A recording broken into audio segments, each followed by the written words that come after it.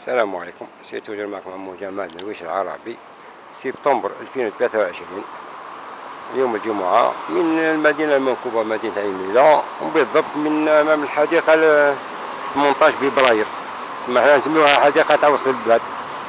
هذه الحديقة شفناها من الداخل كارثة كبيرة، راهي ولات مزبلة عمومية كبيرة خلاص.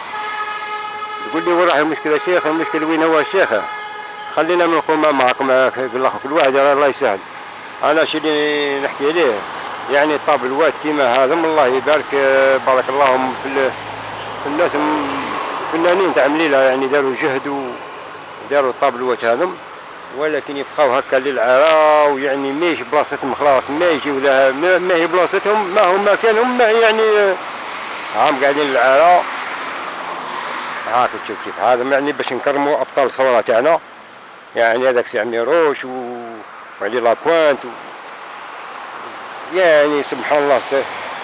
يعني هذا الشهيد زيغوديوس، وهذا الشهيد تاعنا سي العربي بن مهيدي.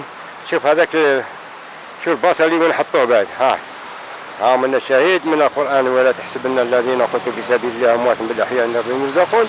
وما بيناتهم القمامة وكل رايحة في القمامة، يعني على وجه ربي يا جماعة غير نحيو برك نحيو هذا السلك اللي راهم دايرين، والكارثة هذه يعني لا مبالاة هذه، يعني عيب وعار، ليس هكا يكرم الشهداء. هاي البلد يا جماعة، هاو الميرلان أصحابه لنا كل على بالهم. السلام عليكم.